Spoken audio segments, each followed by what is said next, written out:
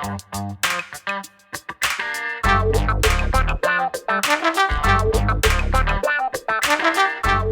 guys, Montel here, and thanks so much for tuning in to this edition of Let's Be Blunt with Montel. My guest today is an overachiever, to say the least, when it comes to helping others. She served for a total of 23 years in the United States Air Force, 10 of those years as an Air Force nurse. She's a veteran of both Operation Enduring Freedom and Iraqi Freedom, having served a total of 3 combat deployments, where she honed her expertise and skills as a battlefield clinician. Following her honorable service, she became an ambassador and advocate for persons with post-traumatic stress disorder. She was inducted into the Sheroes United Organization Hall of Fame and traveled to Rome, Italy in November 2016 in order to collaborate with the Vatican and the nation of the Congo and the city of Amatrice, Italy, to help advance a global discussion about eliminating the stigmas associated with PTSD.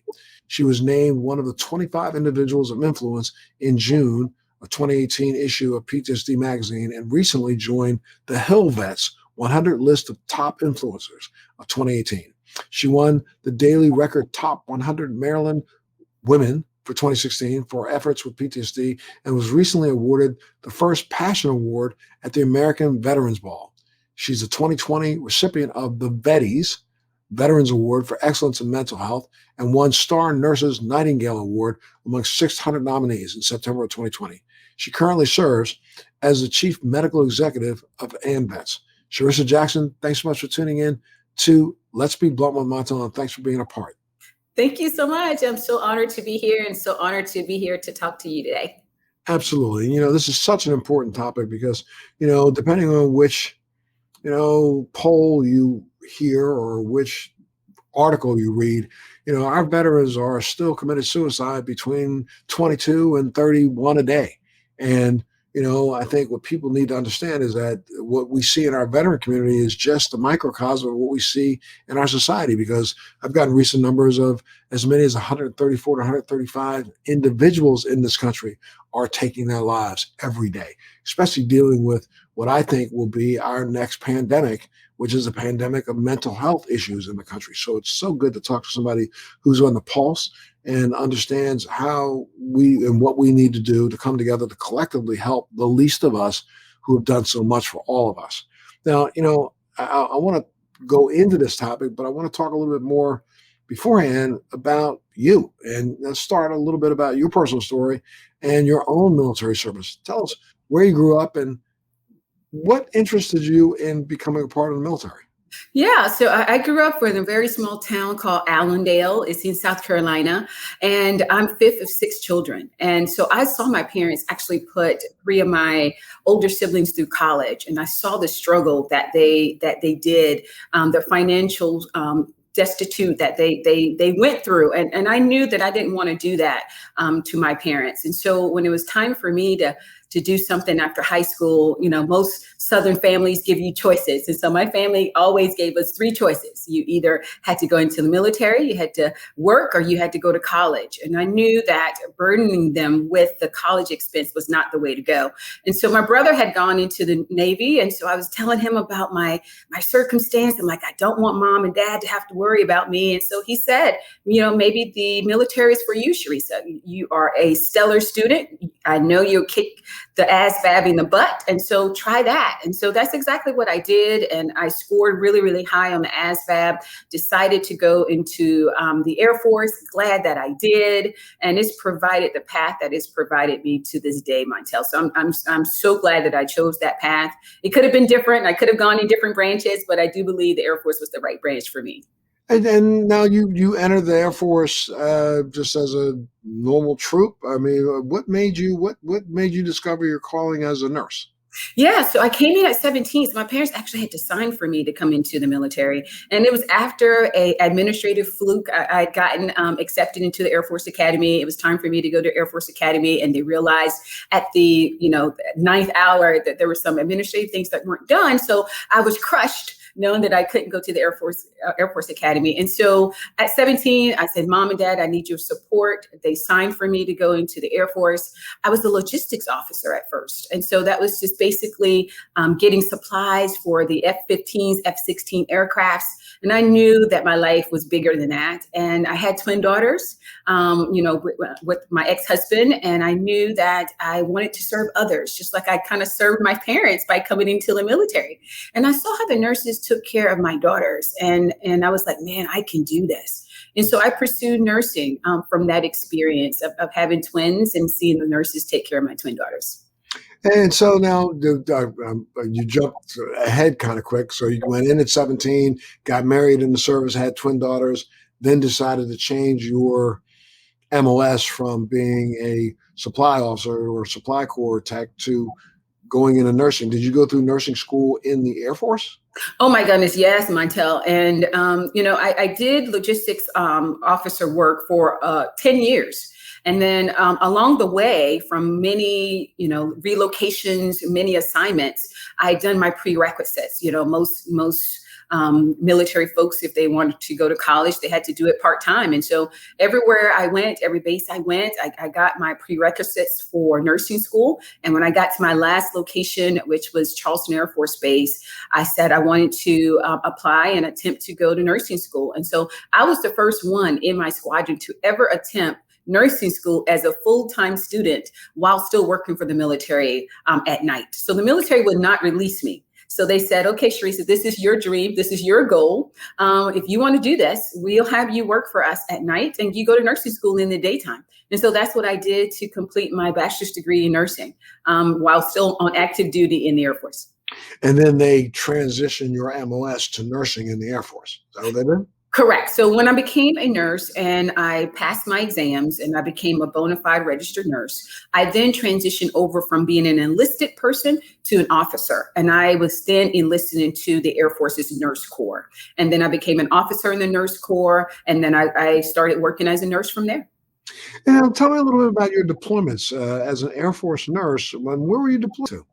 So, like anything, I got skilled really quickly. I was an ICU nurse. I was an ER nurse. And so I knew deployment was coming down the pipe. And so sure enough, in 2005 was my first deployment.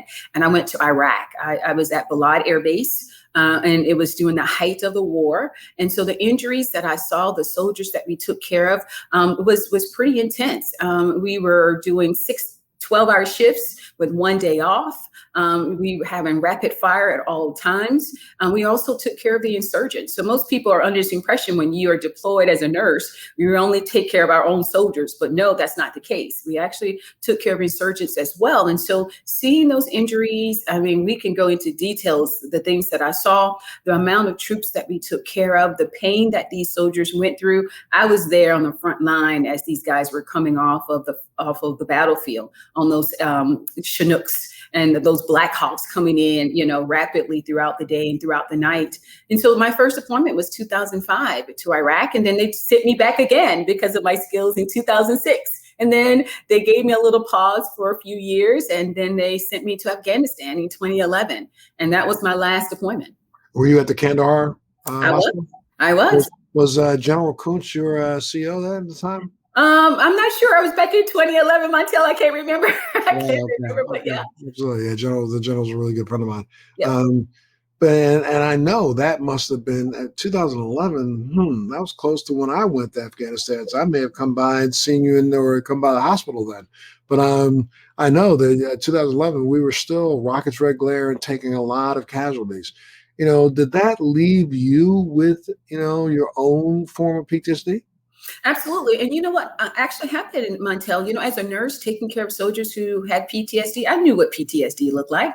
I was giving the soldiers those medications at Walter Reed when I came back. So the thing about being a nurse in the military is you do that on the battlefield and you come back home and you still have a battlefield that you have to go to because you're still taking care of these troops at the local hospitals. And so for me, when I came back, I was taking care of these troops at Walter Reed. I was taking care of those troops back at Lackland Air Force Base. And so I never kind of, got out of that mode of taking care of troops and seeing those injuries. And so every year that I went and came back, I was compartmentalizing all of my symptoms. I suppressed them.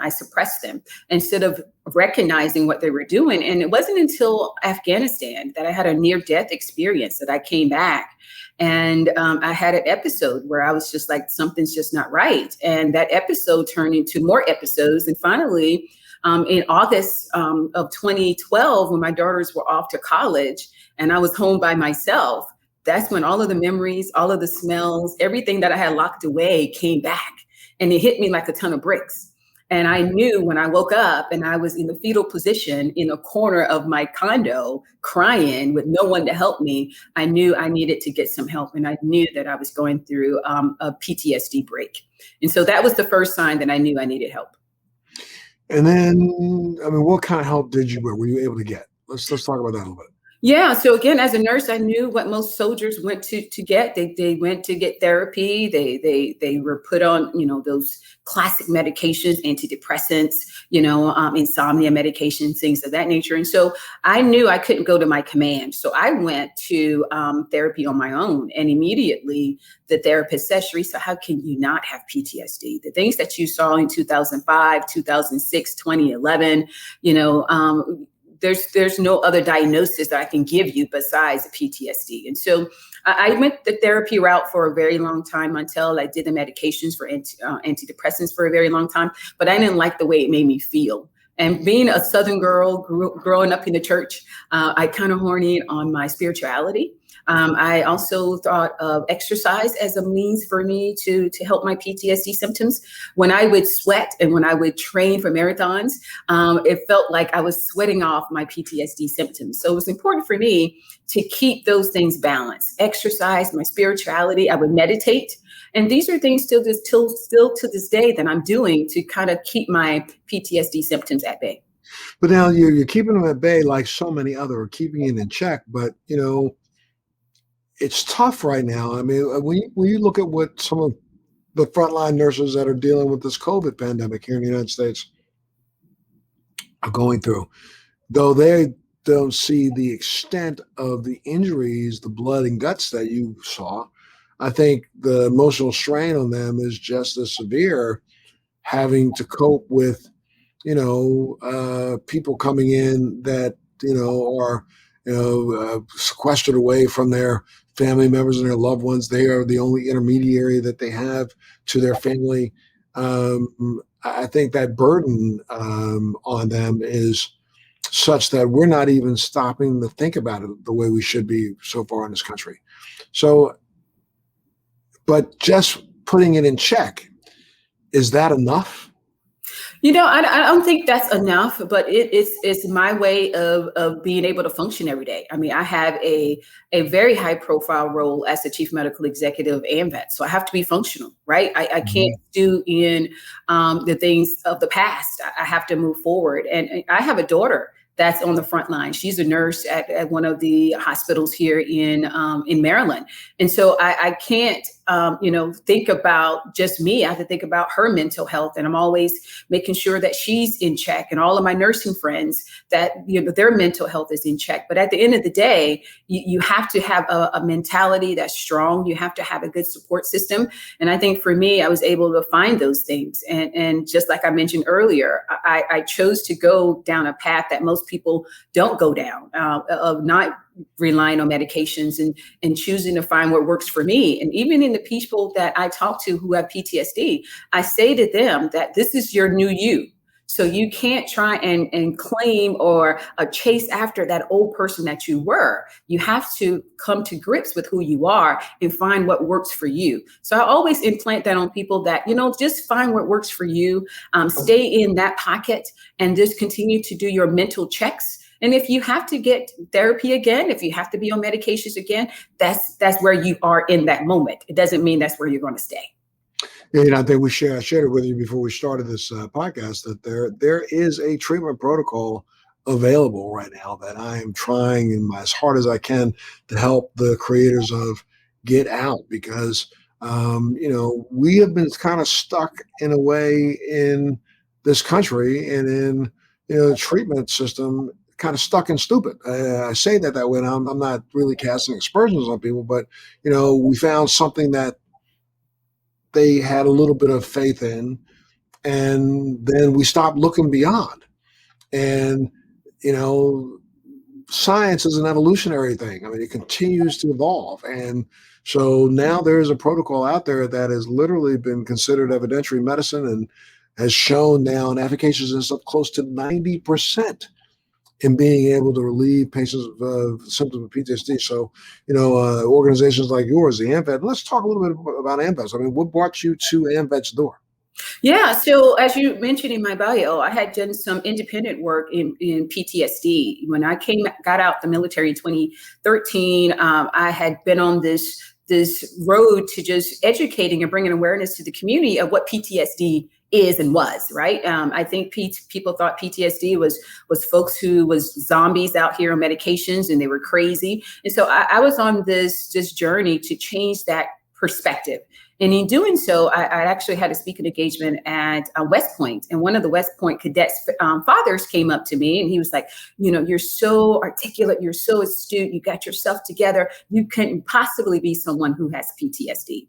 And I was like, what does that mean? What is there a certain look? Or is there a certain image of someone who has PTSD? So that just made the fire in me grow bigger and better and worse, because I wanted to change that perspective. And so by doing so, I went on this quest to educate. I was doing speaking engagements, showing people that even me as a clinician, even me as a mother, there's ways to cope with and still be functional and still be a good community service person out here with PTSD. And as a result, I didn't even know AMVETS was watching what I was doing on social media. I didn't know anyone was actually watching on that level until they came and they said, you didn't know this, but we were vetting you, seeing what you were doing out here. And we believe in what you're trying to do. And we want you to come and run our HEAL program and be our chief medical executive.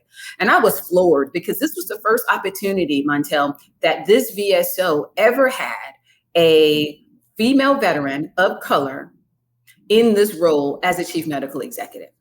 And as a result of all of that, I'm one of the only female of color, veteran females that is in a role in any of the VSOs as a chief medical executive. Mm-hmm. So I take this role, I take this appointment, if you will, at heart, because it carries a lot and I can do a lot. And I continue to show that there's ways that you can cope with your PTSD and to be on the level that I'm at in order to change that stigma that's in the community right now. Now, you wrote a book. It's called a memoir. It's called At Peace, Not in Pieces. Why don't you tell us a little bit about that? Yeah. Which is a bestseller, by the way, I should say. And if people want to get it, can they get it on Amazon? We're going to get it. Yeah, they can get it on Amazon. Thank you for those kudos. So basically, as I was going through my PTSD, out here working with the community and talking about my story, I had to realize that my story is no longer my story, Montel. And so it wasn't until Prevention Magazine. I talked to Prevention Magazine back in 2015. And I was like, oh my God, if I disclose what I'm dealing with, the whole world is going to know. My family is going to know. My kids are going to know, because no one had known up until then, Montel, that I had PTSD. I was able to totally, just mask it in a great way, where I was still functioning as a stellar nurse at Walter Reed. I was still a good mom. I thought I was still a good friend. And so I had masked it for so many years. And so when Prevention Magazine came and said, we want to do a story on you because you can impact a lot of people's lives, I said, oh my God, I'm onto something. And now my story is no longer my story.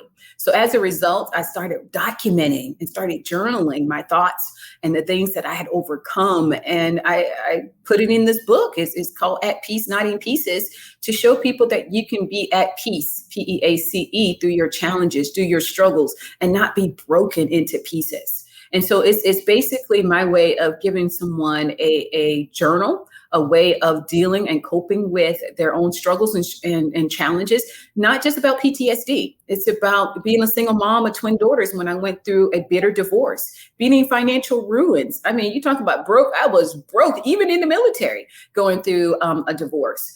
Talking about being deployed and having to be a single mom. So this book is for everyone, and it allows you to really hear my story in each one of the chapters and document, little tips that you can take to use in your own life. And maybe show you that some of your story is part of their story, right? Exactly. Absolutely. Now, you also have a nonprofit organization that's called Project Give Hope that helps women with cervical cancer. Why don't you tell me a little bit about that? Oh my. So again, a woman of service. I knew when I left the military, I would continue to give back to the community as a clinician. I feel, I still want to, serve in some capacity. And so I actually went to Uganda in 2017. My very first medical mission wasn't mine. It was through another nonprofit. And I wanted to get my feet wet and see what it meant. And I felt as though we had, we didn't do the job that I thought we could do on that medical mission. Again, I was not the leader. I was not the person in control of the mission. So I kind of just walked the path that they wanted us to walk. But I knew that we didn't do a good service to those Ugandans that we were supposed to help. So on my flight back, on that very long flight back, God had given me a vision to say, I want you to go back and I want you to do it your way. And as a result, I created Project Give Hope, where we actually help underserved communities who maybe cervical cancer may be rampant. And so what we do is we take a medical device and we actually treat cervical cancer in 20 seconds. So our slogan is saving a life in 20 seconds. So we're giving women who may not have medical care, insurance, anything like that, the means to get screened for precancerous lesions on their cervix, and we get to treat them on the spot in 20 seconds to save their lives. And so I went back in 2018. I came back and I was like, this is my passion. I got support, sponsorship. We went back in 2018. Did the project at a screening center in Uganda, and we're projected to go back to Nigeria this year to do the project again. So again, trying to save lives, serving others, that's who I am. I mean, I'm just trying to figure out, how do you find the time to, because clearly AMVETS must give you some time off to be able to do this, right? Absolutely. And so, I'm a smart girl. So when I came on with AMVETS, I was very, direct with them saying, not only do I do my work with veterans, but I do my work with women's health. And here's my project. And I don't want my role as chief medical executive to hinder my project with Project Give Hope. So what I do is I accrue all of my leave. And when I go on my 2 to 3 week missions, I have enough of leave accrued that I can go and do these missions each year. Oh, that's excellent. I'm sure that they support you in that endeavor wholeheartedly, correct? Absolutely, sir. And AMVETS prides itself on being one of the most inclusive congressionally chartered veteran service organizations dating back to 1944, serving the interest of 20 million veterans with more than 250,000 members. You are, again, the chief medical executive for AMVETS. And AMVETS did something that a lot of these other VSOs have not done. And that is, you came out wholeheartedly supporting cannabis for our veterans. Why don't you talk a little bit about that? Oh man. So again, being the chief medical executive, the expectations for me to bring different topics to the table, to bring different discussions and different options for our veterans to the table. And the HEAL program is a program where we help veterans through healthcare evaluation, advocacy, and legislation. So any of those pillars, I'm able to help veterans, which is why we won the VETI Awards. And so when I discovered that AMVETS had a resolution that says we're in support of cannabis and veterans having access to cannabis and cannabis research, I was like, why are we sitting on this legislation? Why isn't someone moving this forward? And it was just at the perfect time, Montel, because we noticed that a lot of states were becoming legal. Maryland had become medicinal. So it was a great time for us to talking about this topic. And so last quarter, I went to our executive director, was like, hey, I have enough knowledge. I'm in the cannabis space. I've done a couple of podcasts, a couple of interviews. I've gotten a certification. I can speak intelligently on this plant and how it can be an option for veterans. And so I got in full support from AMVETS to go out here and push our legislation, as well as present this as an option for veterans who are suffering with mental health. Again, one thing I hear in Congress all the time is, what's the solution to veteran suicide? What are some opportunities we can chase to help veterans with suicide? And so I'm presenting this not only to Congress, but to the VA, that using cannabis should be an option, should be an alternative for veterans who are contemplating suicide, who are on those opioids and can't get off of those opioids. And why not? Or those veterans that are stuck on that fifth of some brown liquor every night when they go home. Exactly, Montel. And so the HEAL program is about bringing that holistic approach to how we offer services and resources to our veterans. And so that's what I'm out here providing information on for veterans to understand the plant, to understand the efficacy of what it can do, and to help the VA and Congress understand that veterans should have options. And this is an option. Do you have information on your website that talks about this so that veterans can go to it? What would they go to? Where would they go?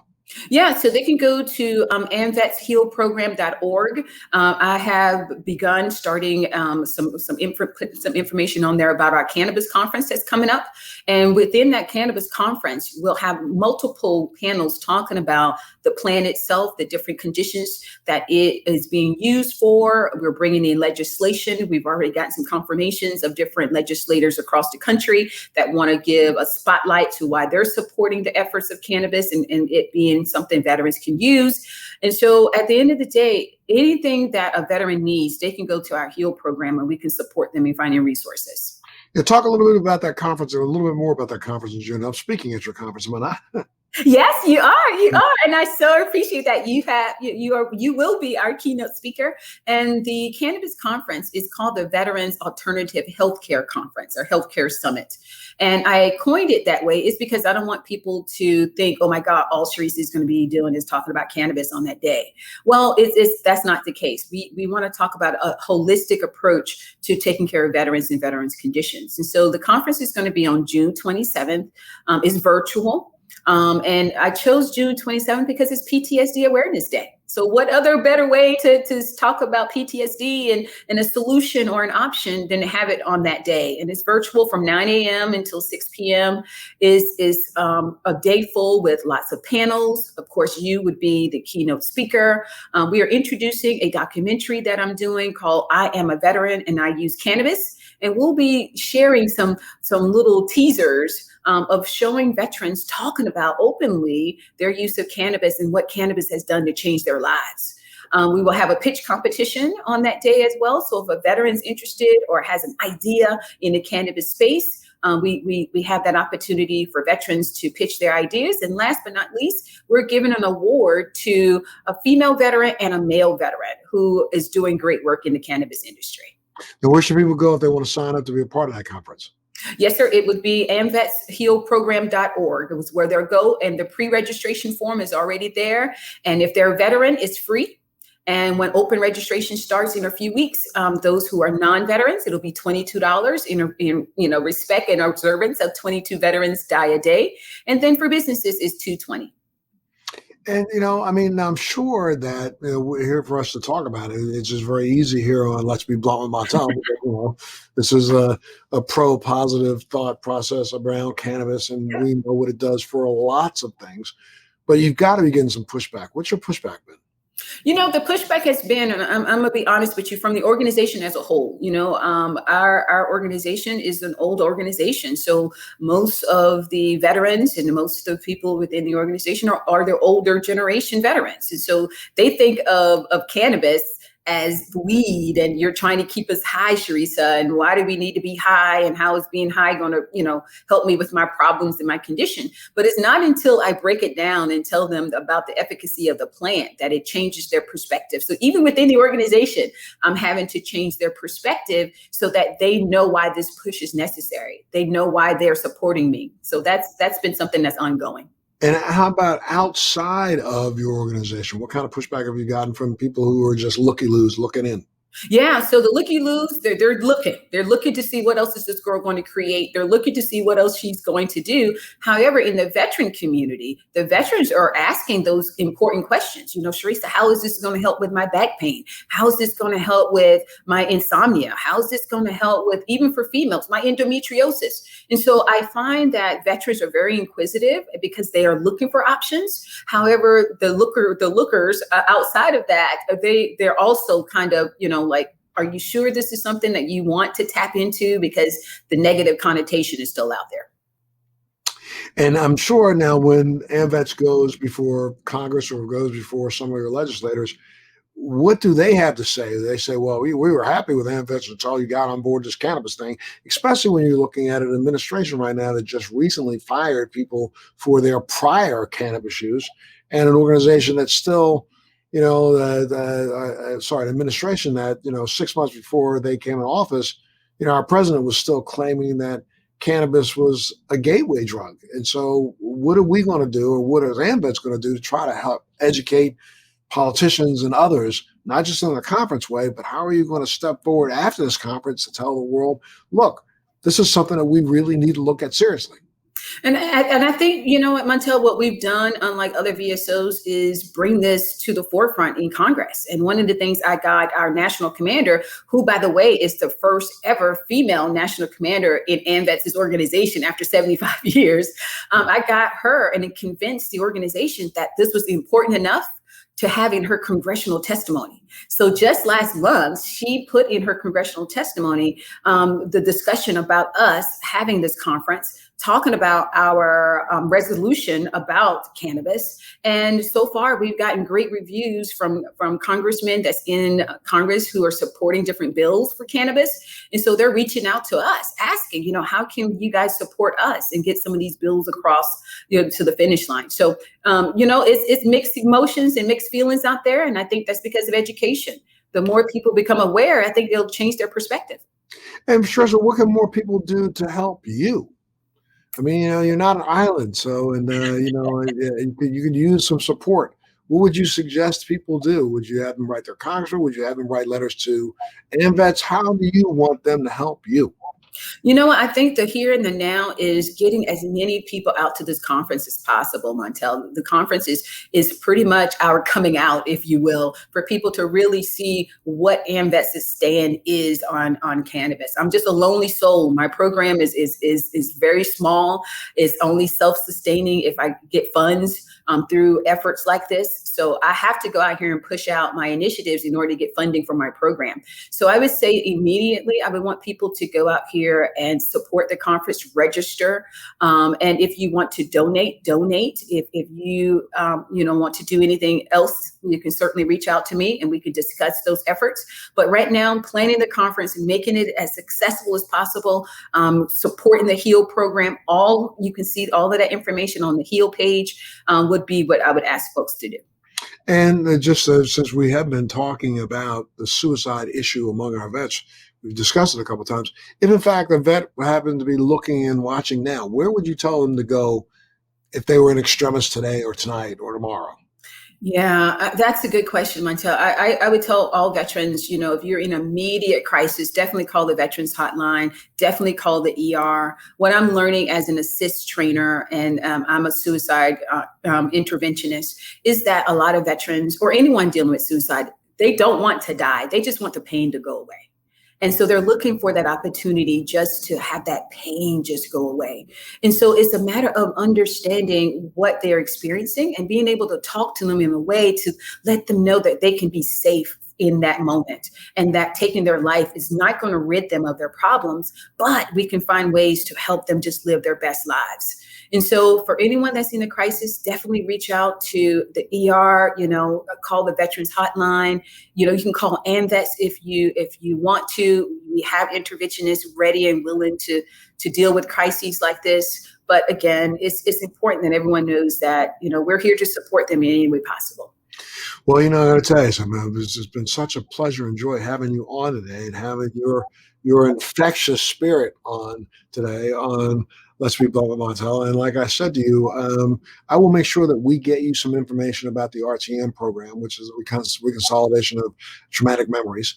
And maybe that's something that you can think about and take a look at and see if that's something that AMVETS could help support also. Because I got to tell you, like I said here, you know, this is a protocol that's been around now for about 10 years, created about 11 years ago, literally has been through every, you know, checkpoint that it needs to go through. It is ready for prime time. This could start saving lives today, not next month, but today. Yeah. And I think we really need to get this out there and put it in the toolbox. I mean, even if it's not the only thing, Mhm. it can be one of those other additional weapons that we use in our arsenal.